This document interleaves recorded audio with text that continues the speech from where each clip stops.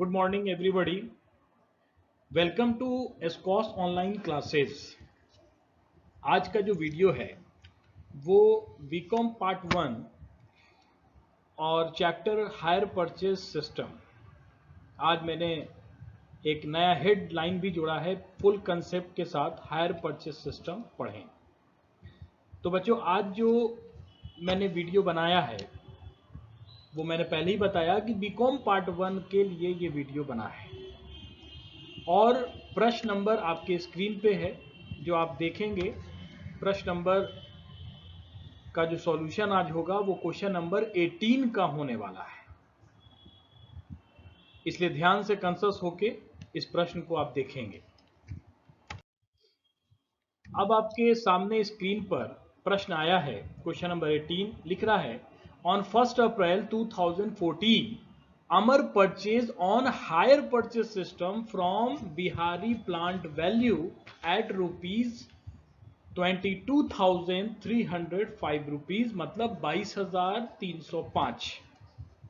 इसको हिंदी में अनुवाद अगर करें तो प्रश्न पूछा है, 1 अप्रैल 2014 को अमर ने बिहारी से 22,305 रुपए का प्लांट किराया क्रय पद्धति के आधार पर खरीदा। बच्चों, यहां पे ध्यान देने वाली बात है कि अमर जो है वो बिहारी से खरीद रहा है। तो अमर कौन हुआ? खरीदने वाला। तो खरीदने वाला कौन? Sir, purchaser. और बेचने वाला कौन? Sir, vendor. मतलब अमर ने खरीदा है तो अमर को आप क्या कहोगे? परचेजर कहोगे। चलिए आगे बढ़ते हैं बच्चों। क्वेश्चन है, payment to be made by 4 half yearly instalment of ₹6,000। प्रश्न में बोलता है कि जिसका भुगतान 6,000 की 4 अर्धवार्षिक किश्तों में होना है। मतलब आपको जो पेमेंट करना है वो कैसे करना है बच्चों? आपको पेमेंट हाफ ईयरली करना है और इंस्टॉलमेंट हाफ ईयरली कितना है? ₹6,000। आगे बोलता है बच्चों, इंटरेस्ट बीइंग एट 3% पर हाफ ईयर। बच्चों यहां पे एक चीज और बोल दिया कि आपको जो इंटरेस्ट चार्ज करना है वो भी हाफ ईयरली आपको दिया है, यानी ये पहले से हाफ ईयरली। इसके पहले मैंने एक वीडियो बनाया था जिसमें इंस्टॉलमेंट तो हाफ ईयरली थे, लेकिन आपके इंटरेस्ट ऑफ रेट, मतलब रेट ऑफ इंटरेस्ट आपके ईयरली वहां थे, तो मैंने वहां पर हाफ किया था। लेकिन यहां पर ऑलरेडी इंस्टॉलमेंट भी हाफ ईयरली है और इसके साथ साथ रेट ऑफ इंटरेस्ट भी हाफ ईयरली है, इसलिए आपको परेशान नहीं होना है। 3% जैसे लगाते हैं वैसे लगाएंगे। आगे बढ़ते हैं बच्चों। बोलता है, Amar paid the first instalment on 1 October. जैसा कि मैंने बताया, अप्रैल में खरीदा, 1 अप्रैल को परचेज किया, 6 महीना बाद इंस्टॉलमेंट बच्चों देना है। तो फर्स्ट इंस्टॉलमेंट कब देना है? 1 अक्टूबर 2014 को। ठीक है। फिर बोलता है बच्चों आगे, 2014 but fail to pay the next. बच्चों यहां पे कहा कि 1 अक्टूबर 2014 को अमर ने पहली कुछ तो चुका दी। 1 अक्टूबर मैंने अप्रैल को खरीदा, 6 महीने के बाद पहला किस्त देना था, उसने चुका दिया। लेकिन सेकंड किस्त जो उसको कब देना था? अक्टूबर के बाद फिर 6 महीना के बाद, यानी कि मार्च में देना था, जो कि बोलता है कि परंतु दूसरी नहीं चुका सका। नेक्स्ट यहां बोल रहा है fail to pay the next. Okay. आगे बोलता है, भाई वर्चर of the clause in the agreement Bihari seizes the plant on 2 April. बच्चों ध्यान देने की बात है, कहता है कि हमारे साथ एग्रीमेंट हुआ था बिहारी के साथ। मैं हिंदी में इसको पूरा अनुवाद कर दूं, आप ध्यान से सुनना। ठहराव के शर्तों के अनुसार 2 अप्रैल 2015 को बिहारी ने प्लांट पर कब्जा कर लिया। बच्चों बिहारी कौन था? वेंडर था, बेच रहा था, उसने बेचा था। उसने कहा कि शर्त के अनुसार अगर आप पैसे नहीं चुका पाते तो आपके सामान को मैं जब्त कर लूंगा, यानी सीज कर लूंगा। सीज का मतलब जब्त करना। आपको पहले ही पता है कि हायर परचेस सिस्टम में अगर आप इंस्टॉलमेंट नहीं चुकाते हो तो आपके सामान को वापस जब्त कर लिया जाता है। तो जो बिहारी ने कहा कि एग्रीमेंट के अनुसार मैंने कहा था कि अगर आप मेरे इंस्टॉलमेंट को किसी कारण से नहीं चुकाते तो मैं आपके एसेट्स जो मैंने आपको बेचा है वो मैं आपके सीज कर लूंगा। तो वही हुआ कि पैसे चुकाने थे आपको कब, 31 मार्च को सेकेंड वाला इंस्टॉलमेंट। फर्स्ट इंस्टॉलमेंट तो आपने चुका दिया, सेकेंड इंस्टॉलमेंट आपको 31 मार्च माने अक्टूबर के बाद छठे महीने के बाद 31 मार्च को चुकाना था, नहीं चुकाया तो 2 दिन के बाद मतलब 2 अप्रैल को आपके एसेट को सीज कर दिया गया। बच्चों क्लियर है? हाँ सर, हाँ। आगे बढ़ते हैं। बोलता है कि ऑन 3 अप्रैल 2015 आफ्टर नेगोशिएशन, बच्चों एक बात और कह रहा है कि 3 अप्रैल 2015 को विचार विनिमय के बाद अमर के पास, किसके पास? अमर के पास। आगे सुनिएगा ध्यान से। Amar was allowed to retain the plant of which the original cash price 10,000 and he was to bear the loss on the reminder which was sold that date for ₹11,000। बच्चों ध्यान से सुनिएगा। बोलता है 3 अप्रैल 2015 को विचार विनिमय के बाद अमर के पास 10,000 मूल्य रोकर मूल्य का प्लांट रहने दिया गया। बच्चों टोटल प्लांट कितने का था? 22,305 का। सीज करने के समय जब बिहारी पहुंचा तो कहता है कि मैं आपके पास 10,000 का एसेट छोड़ दूंगा, मतलब उसमें से कुछ एसेट 10,000 के मैं आपके पास छोड़ूंगा, बाकी के एसेट्स को उसने सीज कर लिया।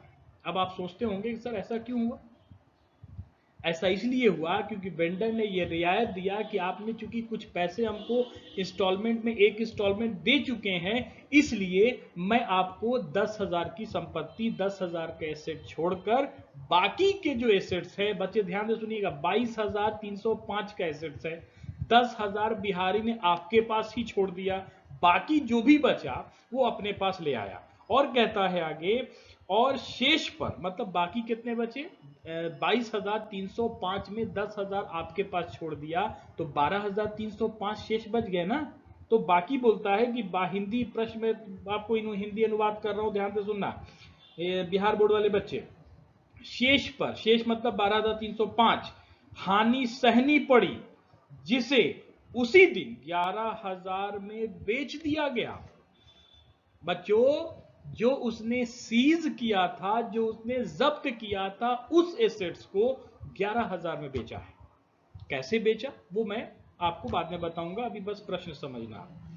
आगे कहता है कि Bihari waiving the interest accruing after 31 March 2015। बच्चों ये भी कहा गया कि 31 मार्च 2015 के पश्चात का ब्याज, मतलब 31 मार्च को पैसे देने थे, उसके बाद और भी इंस्टॉलमेंट थे तो और भी ब्याज इंटरेस्ट लगेगा, ब्याज लगेगा। तो उसको कहा गया कि बिहारी 31 मार्च 2005 के पश्चात का जो ब्याज था बिहारी ने छोड़ दिया। वेविंग का मतलब होता है बच्चे माफ करना। वहां पे इंग्लिश में लिखा Bihari waiving the interest accruing after 31 March, मतलब 31 मार्च के बाद का ब्याज उसने छोड़ दिया। किसने? वेंडर ने, बिहारी ने छोड़ दिया, माफ कर दिया। आगे के बढ़ते हैं। शेष राशि के चुकाने के लिए दूसरा ठहरा हुआ, बाकी जो इंस्टॉलमेंट था जो देना था, फिर से एग्रीमेंट बनेगा, फिर से बातचीत होगी कि आपको हम थोड़ी मेहनत, उसकी बात हम लोग नहीं करेंगे, ये क्वेश्चन में लिखा है, बस उसका कोई ना मतलब है ना मायने है। आगे बढ़ते, यहीं तक आपका मेन प्रश्न था। बच्चों अब आगे क्या कहता है सुन लीजिए। For the payment of the balance show necessary account, show necessary account in Amar books charging depreciation half yearly at 6% per annum. लीजिए 6% बच्चों डेप्रिसिएशन है वो पर एनम है, लेकिन आपको जो डेप्रिसिएशन काटना वो हाफ ईयरली के आधार पे काटना है, मतलब 6% सालाना है। तो इसका मतलब जब डेप्रिसिएशन आप 6 महीने का काटोगे तो हाफ कर लोगे, 3% काटोगे, ठीक है ना? हाँ सर। आगे बोलता है close plant account after every 6 month, और हर 6 महीने पे आपको खाते को बंद करके दिखाना है। मतलब यहाँ पर जब लेजर बनाएंगे तो ईयरली नहीं बनाएंगे, हाफ ईयरली के आधार पे हम लोग बनाएंगे। यहाँ पे बोलता है, हिंदी पढ़ दूं आपको, अमर की पुस्तक में आवश्यक खाते दिखाइए, क्रमागत हारांश पद्धति से 6%, 6% प्रति वर्ष की दर से छमाही हारांश लगाइए। तो बच्चों, उम्मीद करते हैं कि आपको प्रश्न बहुत अच्छे से, बहुत आराम से समझ में आया होगा, क्योंकि मैंने बहुत ही कोशिश किया कि आपको सरल शब्दों में प्रश्न को समझाऊं, और उम्मीद करते हैं मेरे प्यारे प्यारे बच्चों आपको इसे समझ में आया होगा। आगे बढ़ते हैं। अब मैं जो हूं आपको सॉल्यूशन करके दिखाऊंगा कि आप इसका सॉल्यूशन कैसे करेंगे। यहाँ पे बच्चों एनालिटिकल टेबल, इसका एक टेबल आपके सामने है जिसमें मैंने कुछ कॉलम्स बनाए हैं। कॉलम्स एक आध आगे पीछे है, आप उसको मैनेज कर लेना। कॉलम वही है, एक आध मैंने सुविधा के अनुसार बढ़ाया है या घटाया है। आप अगर उसी पर पहले वाले पे ही चाहो तो बना सकते हो, बढ़ाने की जरूरत नहीं भी है, और जो बढ़ाना चाहे वो बढ़ा भी सकते हैं। मैंने आपको अच्छे से कंसेप्ट, मतलब फुल कंसेप्ट देने के लिए, 100% क्लियर करने के लिए कॉलम्स बढ़ाता हूं मैं।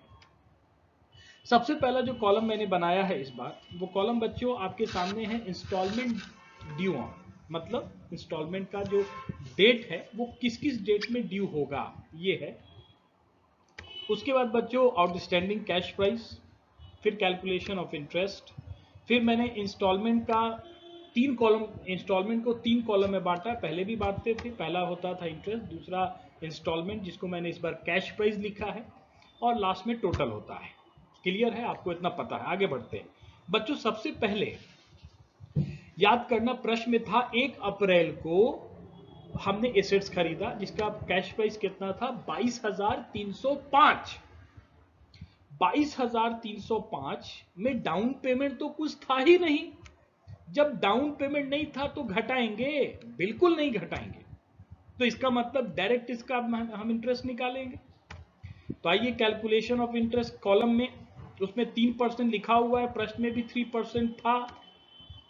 100/100 करके जो कैलकुलेशन करेंगे आएगा कितना बच्चों, 669 इंटरेस्ट कॉलम में लिख देंगे। आपका हाफ ईयरली इंस्टॉलमेंट बच्चों कितना था, 6,000 था, जिसमें इंटरेस्ट मिला हुआ था, इसलिए इसको हम टोटल में लिखेंगे।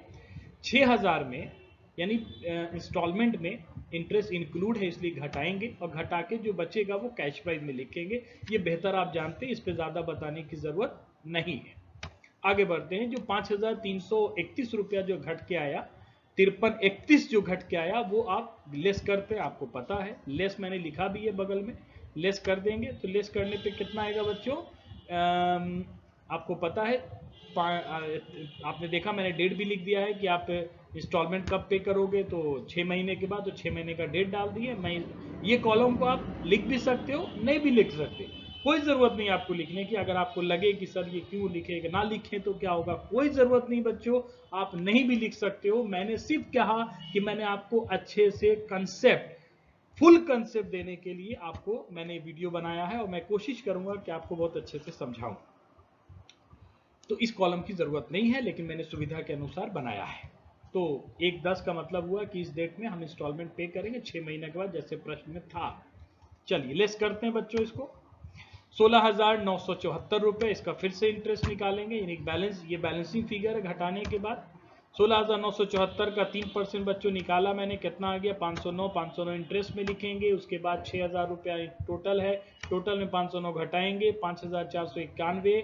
और बच्चों इसको उठा के यहाँ लाएंगे, फिर से लेस करेंगे इसी अमाउंट को, आपको पता है, बहुत अच्छे से जानते हो आप। लेस करने का बच्चों कितना आया, 11,483 को हम बैलेंस जो घट के आया उसका फिर से इंटरेस्ट बच्चों निकालेंगे। इंटरेस्ट निकालने का मेथड फिर से वही, और फिर से इंटरेस्ट आया, और इंटरेस्ट के बाद फिर से 6,000 के बाद लेस कर देंगे 5,656। फिर उठा के यहाँ लेस करेंगे इंस्टॉलमेंट, आपको पता है, घटाने के बाद बच्चों कितना आया, 5,827, जिसका इंटरेस्ट जो लास्ट इंटरेस्ट है, लास्ट इंटरेस्ट का मतलब बेहतर आप जानते हैं कि जब लास्ट इंस्टॉलमेंट हम निकालते हैं तो उसको लेस कर देते हैं इंस्टॉलमेंट में से, जो कि 6,000 में मैंने 5,827 को लेस किया है, 173 रुपए इंटरेस्ट आए, 6,000 रुपए इंस्टॉलमेंट में इसको मैंने घटा दिया। उम्मीद करते हैं कि आपको ये कैलकुलेशन बहुत अच्छी तरह आपने समझा होगा। बच्चों, कैलकुलेशन तो आप समझ गए। यहां पे आपसे बोला गया है कि आप अमर के बुक में, इन द बुक ऑफ अमर, यानी कि अमर कौन है बच्चों? परचेजर है। तो परचेजर के बुक में आपको कहा गया कि आप खाता बनाइए। किसका? तो प्लांट अकाउंट का। तो आइए हम लोग प्लांट अकाउंट का अब एक लेजर यानी खाता बनाएंगे। तो ये स्क्रीन पे आपके ब्लैंक स्क्रीन आ गया। अब मैं आपको लिख रहा हूं ऊपर, in the book of Amar, bracket में मैंने हायर परचेजर भी लिखा है ताकि आपको क्लियर रहे। कौन सा लेजर बनेगा बच्चों? सर प्लांट अकाउंट बनेगा। ये कॉलम्स हैं आपके, कॉलम आपके सामने मैंने रख दिया। डेट, पर्टिकुलर अमाउंट, फिर से डेट, पर्टिकुलर अमाउंट, एक डेबिट एक तरफ क्रेडिट। आप बेहतर जानते हैं, लिखने की जरूरत नहीं है। सबसे पहले आपको पता है कि प्लांट अकाउंट जब बनाते हैं तो जर्नल एंट्री को याद करना होगा। Journal entry which is very important for any ledger. जिसको याद है बहुत अच्छा, जिसको नहीं याद है मैं थोड़ा थोड़ा आपको याद दिला दूं। सबसे पहले जब एंट्री बच्चों हम करते थे, वो एंट्री क्या होता था आपको पता है? पता है ना? हाँ सर। तो जब हम एंट्री करेंगे बच्चों, तो सबसे पहला जो एंट्री था वो था assets account debit to vendor. मतलब एसेट्स इसमें है, एसेट्स का नाम क्या है? तो प्लांट है। और वेंडर कौन है? तो सर वेंडर यहां पर बिहारी है। तो एंट्री क्या हो गया? Plant account debit to Bihari. तो सबसे पहले हम बिहारी ने कब खरीदा? तो सर 2014 1 अप्रैल को खरीदा, और टू बिहारी लिख देंगे। ठीक है।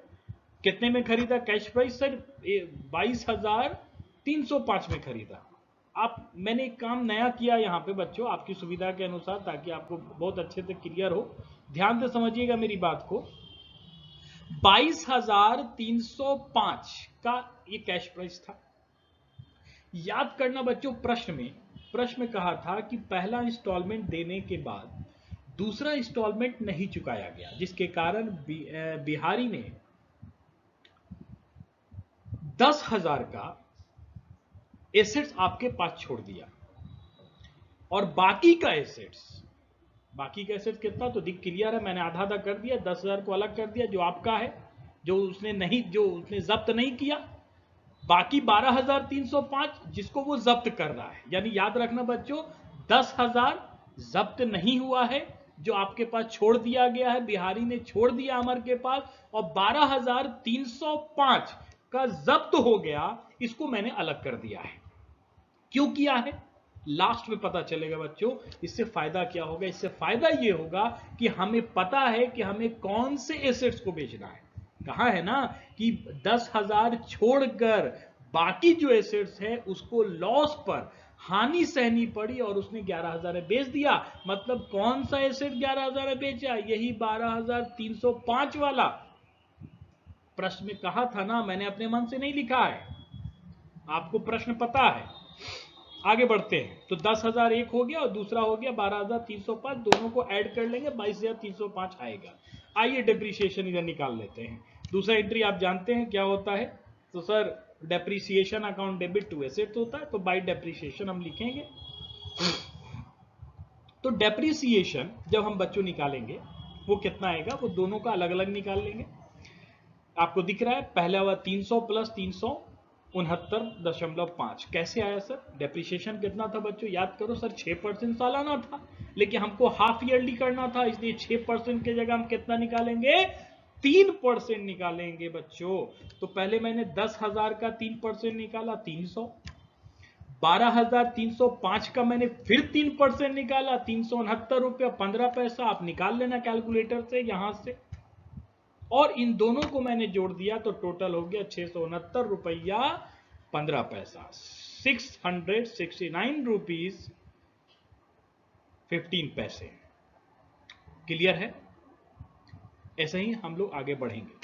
इसके बाद 30 सितंबर मैंने 6 महीना को छठे महीना 30 सितंबर को मैंने पेमेंट डेप्रिसिएशन चार्ज किया, और उसी दिन जो बैलेंस बचता है बाई बैलेंस सीडी लिखते हैं। आपको पता है, आप बहुत अच्छी तरह जानते हैं। घट के बच्चों क्या आया सर, 2 रकम यहाँ फिर से दिख रहा होगा। कैसे दिख रहा है, ध्यान से सुनना। 10,000 बिहारी के नीचे मैंने टू बिहारी के नीचे 10,000 है, डेप्रीसिएशन के नीचे 300 है। तो 10,000 यानी पहले वाला 10,000 और डेप्रीसिएशन के नीचे वाला जो 300 है, 10,000 में 300 मैंने लेस कर दिया। क्या आया, बैलेंस सीडी के नीचे 9,700 लिखा। बिहारी के नीचे फिर लिखा था 12,305, उसमें से मैंने डेप्रीसिएशन 369 रुपया मैंने लेस कर दिया। तो क्या बच गए, 11,935 रुपया 85 पैसे, मतलब अलग अलग घटाया मेरे। और इन दोनों को जोड़ के बाहर कर देंगे तो 21,635 रुपया 85 पैसा बचा। बच्चों आप बहुत अच्छी तरह समझ रहे होंगे, मुझे पता है। प्लीज ध्यान से मेरी बात को सुनना गौर से। टोटल कर देंगे बच्चों, टोटल आप बेहतर जानते हैं क्या आएगा। तो टोटल आएगा 22,305 रुपए, इधर भी 22,305 रुपए आएंगे। आगे बढ़ते हैं। बैलेंस सीडी को उठा के हम लोग सितंबर के बाद आएगा 1 अक्टूबर को बैलेंस सीडी से बीडी में ट्रांसफर करेंगे। ये आपके सामने टू बैलेंस बीडी, इसका बैलेंस नीचे दिख रहा था आपको 21,635 जो था वो भी मैंने लिखा, और जो नीचे बैलेंस सीडी के नीचे था वो बीडी के नीचे भी मैंने लिख दिया है कि ये 21,605 कहां से आया। बच्चों अब 6 महीना फिर बीत गया। 6 महीना जब फिर बीत गया तो फिर से डेप्रिसिएशन लगेगा। डेप्रिसिएशन लग गया, यानी कि 31 मार्च को जब डेप्रिसिएशन लगाया तो मैंने किस पे लगाया, अब ध्यान से देना, बैलेंस बीडी को देखना। बैलेंस बीडी 1 अक्टूबर दिख रहा है आपको, उसके नीचे 9,700 और 11,935 के 2 रकम है। पहले मैंने 9,700 का 3% निकाला बच्चों, डेप्रिसिएशन के नीचे मैंने लिखा 291 रुपया, ठीक है। फिर बैलेंस बीडी के नीचे 97, 100 के बगल में प्लस करके 11,935 भी है। सॉरी बच्चों, 11,935 का 3% मैंने फिर निकाला, 358 रुपए 7 पैसे मैंने लिखा। क्लियर होगा, 3% निकालकर लिखा है मैंने। दोनों डेप्रिसिएशन को जोड़ा, बाहर निकाल दिए 649 रुपया 7 पैसे। उसके बाद बैलेंस सीडी जैसे बचता है बच्चों वैसे बैलेंस सीडी मैंने लिखा है 31 मार्च छठे महीने में। घट के बैलेंस गिरा है, आपको पता है कैसे बैलेंस घटाएगा। 9700 बैलेंस बीडी के नीचे जो था, 9700 में से 251 मैंने घटाए डेप्रिसिएशन से, तो 9409, और उसी तरह बैलेंस बीडी के नीचे 11,935 रुपए हैं, और मैंने उसमें से उसका डेप्रिसिएशन यानी कि 358 रुपए घटाए, तो 11,577 रुपए बच गए। टोटल 20,986। टोटल करते हैं, टोटल 21,635, 21,635। बच्चों क्या हुआ, रुकिएगा 2 मिनट। अब जो है 31 मार्च के बाद क्या हुआ, आपको सिचुएशन पता है। क्वेश्चन में क्या कहा, 31 मार्च को सेकेंड इंस्टॉलमेंट देना था, नहीं दिया गया। जब नहीं दिया गया तो बिहारी कब आया, 2 अप्रैल को आया। 2 अप्रैल को आकर उसने 10,000 का आपके पास छोड़ दिया, और बाकी का एसेट्स वो अपने पास ले आया। याद रखना। आगे बढ़ते हैं। 1 अप्रैल बैलेंस सीडी से बीडी मैंने ट्रांसफर किया है। इधर आते हैं तो 3 अप्रैल मैंने लिखा, यानी कि 2 अप्रैल को आपके पास आता है, सीज करता है, और 3 अप्रैल को मैंने मान लिया कि 3 अप्रैल को उसने, मानना नहीं, प्रश्न में दिया हुआ है, सॉरी, प्रश्न में 3 अप्रैल को लिखा कि बिहारी ने 10,000 को छोड़ के बात कर रहे हैं हम, 10,000 आपके पास ही छोड़ दिया है, बाकी के एसेट्स को लाया और 11,000 रुपए में बेच दिया। बच्चों मैंने बेचेंगे तो आपको पता है बाई कैश लिखना चाहिए था, लेकिन यहां पर कैश नहीं लिखेंगे क्योंकि प्रश्न में यह नहीं कहा कि उसे नगद बेचा है, तो हम लोग बिहारी का नाम लिखेंगे। बिहारी ने बेचा है, तो बिहारी ने कितने बेचा, 11,000 प्रश्न में लिखा हुआ है। बच्चे ये नहीं सोचेंगे सर 11,000 कहां से आया, क्योंकि क्वेश्चन में लिखा था कि 10,000 छोड़ दिया, बाकी जो उठा के लाया, तो बाकी कितना, तो सर 12,305 ना, याद रखना है 12,305 का एसेट 11,000 में बेचा है। तो आपको लग रहा है ना कम में बिका। आइए, जब कम में बिका तो सर लॉस हो गया ना, हाँ सर, हाँ लॉस हो गया। तो लॉस कितना हो गया बच्चों, सर लॉस करने के लिए आप इसको लेस कर देना। 577 रुपया आपका पीएल आया। क्या आया? 577 रुपया पीएल। बच्चों कैसे आया? ध्यान देना मेरी बात को। आपको ये समझ में आ रहा होगा सर ये 577 रुपया आप कहां से लिख दिए? ध्यान से सुनना मेरी बात। आप बैलेंस बीटी को देखो बच्चों। कौन से बैलेंस बीटी को? 2015 1 अप्रैल, माने उसी साल जिस साल में अभी मैं काम कर रहा हूं। 2015 1 अप्रैल कहां पे है? देखो ध्यान से, बैलेंस बीडी के नीचे 9,409 रुपए है। उससे आपको मतलब नहीं है क्योंकि वो 10,000 वाला एसेट्स है। उसके बाद लिखा हुआ है 11,577 लिखा है ना, बैलेंस सीडी आया था ना घटाकर, तो वो 11,577 का एसेट्स कितने में बिका? तो 11,000 में बिका, कम में ना बिका, बिका ना कम में। डेप्रिसिएशन घटते घटते घटते घटते उसकी कीमत कितनी हो गई सर? 11,577 हो गई।